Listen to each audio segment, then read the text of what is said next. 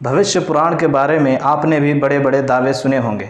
बड़े बड़े दावे किए जाते हैं और बताया जाता है कि भविष्य के बारे में इस पुराण में बहुत सारी बातें आई हैं, लिखी गई हैं। लेकिन आश्चर्यजनक बात यह है कि 18वीं सदी के बाद इसकी भविष्यवाणी ख़त्म हो जाती है।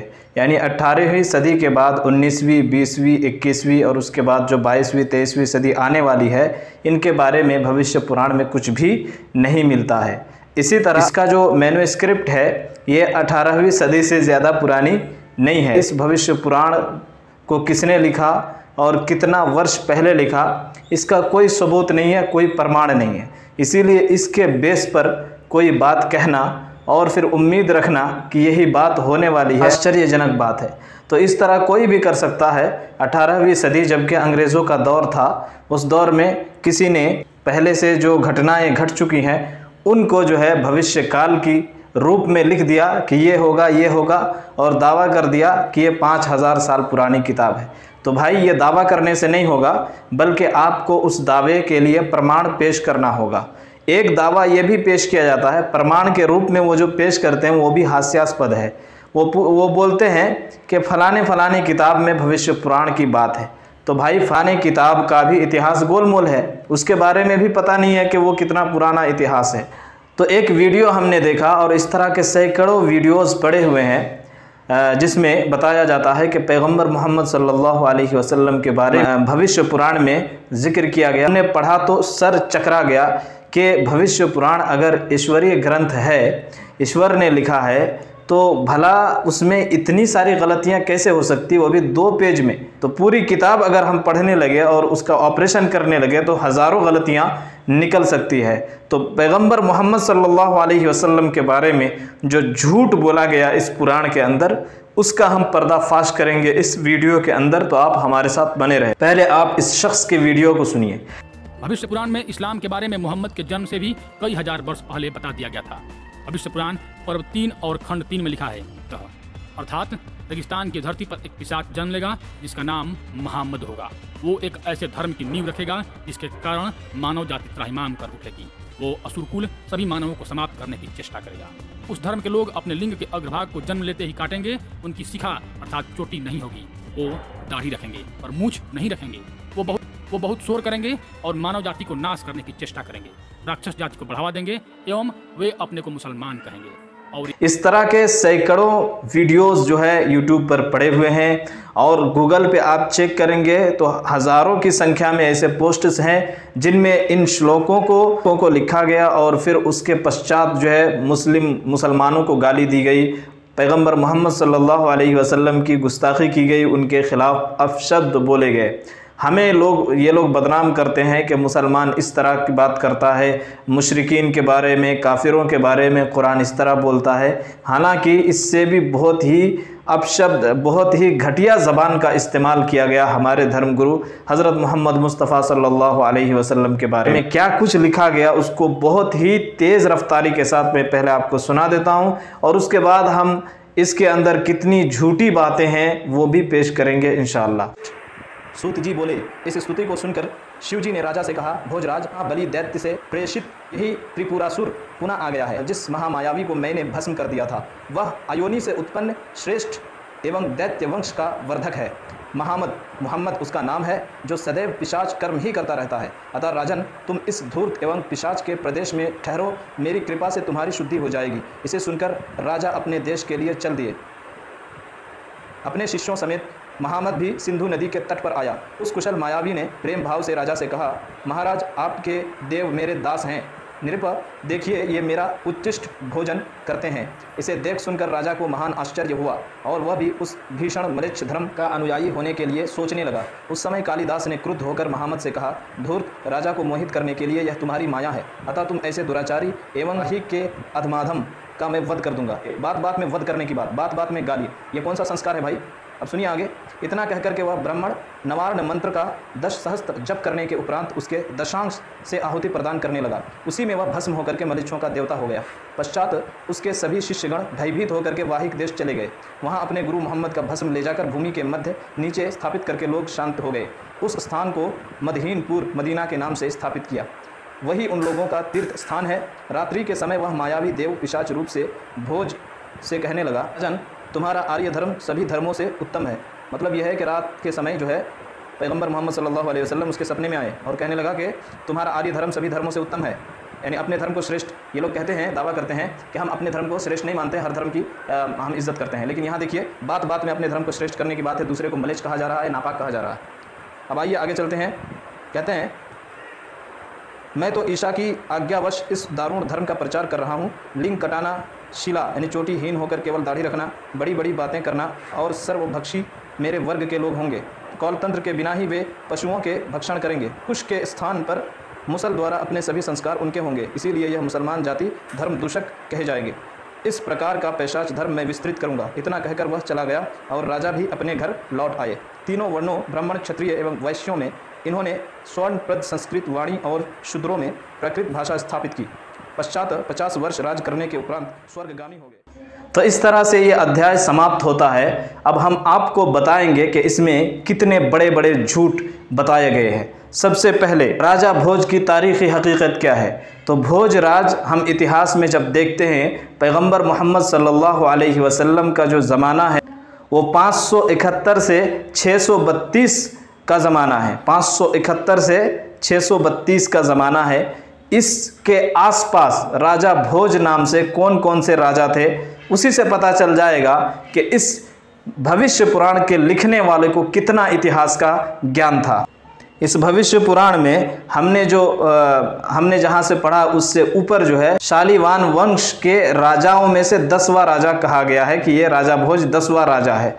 तो अब हम शालीवाहन वंश के 10वें राजा को अगर हम ढूंढते हैं तो हमको पता चलता है, लिस्ट आपके सामने है, वो है भोज प्रथम।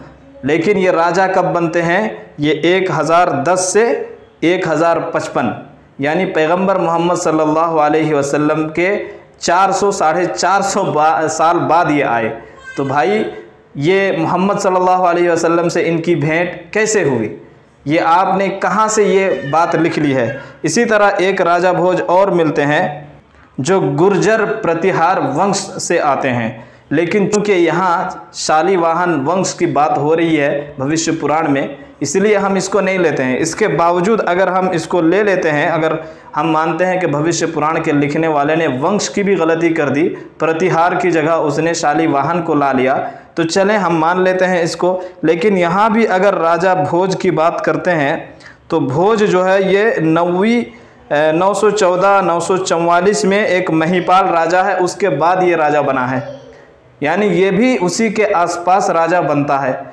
तो पैगंबर मोहम्मद सल्लल्लाहु अलैहि वसल्लम जो 571 से 632 तक रहे, उनके साथ इनकी भेंट कैसे हुई भाई, हमको समझा दो ना। इस तरफ के इतिहासकारों ने इस तरह की कोई बात लिखी है कि राजा भोज नामी राजा जो है ये 571 से 632 के बीच में कोई राजा भोज नाम का राजा भी था, किसी इतिहासकार ने नहीं लिखा। और ना ही मुस्लिम लेखकों ने इसका उल्लेख किया, और ना ही पैगंबर मोहम्मद सल्लल्लाहु अलैहि वसल्लम की जीवनी लिखने वालों ने इसका उल्लेख किया, और ना ही राजा भोज के जीवनी लिखने वालों ने इसका उल्लेख किया।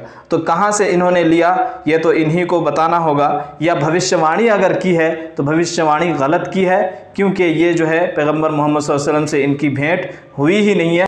ये पहला सबसे बड़ा महाझूठ था। दूसरा झूठ इन्होंने असुर कुल से पैगंबर मोहम्मद सल्लल्लाहु अलैहि वसल्लम को बताया। ये आर्य के अलावा जितने कुल हैं सबको जो है असुर, पिशाच और इस तरह से बना देते हैं और एक दूसरे के खिलाफ नफरत पैदा करते हैं। हालांकि पैगंबर मोहम्मद सल्लल्लाहु अलैहि वसल्लम की वंशावली जो है इतना प्रमाणित है, आपके जो महापुरुष की वंशावली है उनसे भी ज़्यादा प्रमाणिक अगर वंशावली है तो हज़रत मोहम्मद सल्लल्लाहु अलैहि वसल्लम की है, और आपकी वंशावली हज़रत इब्राहीम अलैहिस्सलाम तक पहुंचती है। ईसा पूर्व से भी कई सौ साल पहले तक आप सल्लल्लाहु अलैहि वसल्लम की वंशावली पहुंचती है। तो आप कैसे कह सकते हैं कि वो असुर कुल से थे। ये भी एक महा झूठ था। तीसरा झूठ इनका ये था कि राजा भोज ने पैगंबर मोहम्मद सल्लल्लाहु अलैहि वसल्लम से मुलाकात की। ऐसी कोई बात नहीं, जब वो पैदा ही नहीं हुए थे उस वक्त तो मुलाकात तो दूर की बात है। चौथा झूठ ये था कि पैगंबर मोहम्मद सल्लल्लाहु अलैहि वसल्लम सिंधु घाटी आए।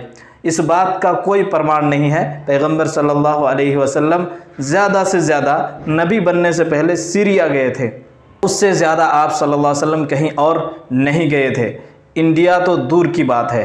तो पैगंबर मोहम्मद सल्लल्लाहु अलैहि वसल्लम ना नबी बनने से पहले और ना नबी बनने के बाद सिंधु घाटी आए। आप सल्लल्लाहु अलैहि वसल्लम की हर सफ़र को, हर यात्रा को लिखा गया डिटेल के साथ। अगर आप सल्लल्लाहु अलैहि वसल्लम सिंधु घाटी आते तो ये बहुत बड़ा इवेंट होता और ये बहुत बड़ा वाक़या होता और हर इतिहासकार इसको ज़रूर बयान करता। पांचवा महाझूठ ये है कि ये कहते हैं कि भस्म करके हमने जो है मार दिया, वध कर दिया, जबकि पैगंबर मोहम्मद सल्लल्लाहु अलैहि वसल्लम का इंतकाल, पैगंबर सल्लल्लाहु अलैहि वसल्लम की मृत्यु मदीना में हुई है, कहीं सिंधु घाटी में नहीं हुई बाहर। कि आप सल्लल्लाहु अलैहि वसल्लम सिंधु घाटी आए हुए थे और मृत्यु हुई यहाँ पर, फिर यहाँ से लाश लेकर के मदीने में जाके दफन किया।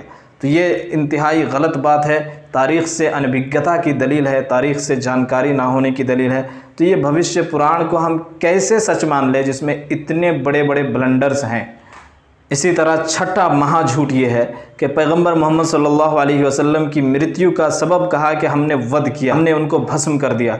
हालांकि पैगंबर मोहम्मद सल्लल्लाहु अलैहि वसल्लम 10-11 दिन तक बीमार रहे और सारे इतिहासकारों ने इस बात को लिखा है, जबकि भविष्य पुराण अलग ही देवमलाई कहानी बयान करता है। तो ये भी एक महाझूठ है। सातवां महाझूठ इनका ये है कि पैगंबर मोहम्मद सल्लल्लाहु अलैहि वसल्लम के दफन होने के बाद जो है मदहीन के नाम से मदीना नाम पड़ा। ये भी गलत बात है।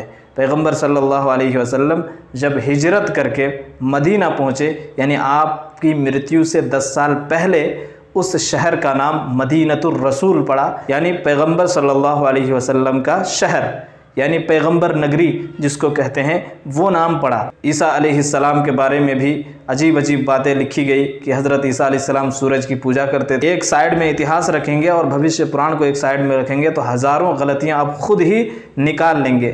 तो ऐसा लगता है कि भविष्य पुराण में जब बड़े बड़े वाक़यात हुए, बड़े बड़े महापुरुष आए, तो उनके बारे में जो सुनी सुनाई बातें थी उनको इन्होंने लिख दिया, और कोई चूँकि इनके पास कोई ऑथेंटिक हवाला नहीं था, रेफरेंस नहीं था। आज भी इतिहास अगर देखना होता है तो मुस्लिम इतिहासकारों की लिखी हुई इतिहास को देखते हैं, और जो विदेशी लोग यात्रा करने यहाँ आए थे, जैसे मैगस्थनीज़ है, फाहियान है, ये लोग जो बाहर से आए इन्होंने जो कुछ इतिहास लिखा, और मुस्लिम बादशाह जो आए इन्होंने जो इतिहास लिखवाया और लिखा, यही असल सोर्स है उस ज़माने के इतिहास का।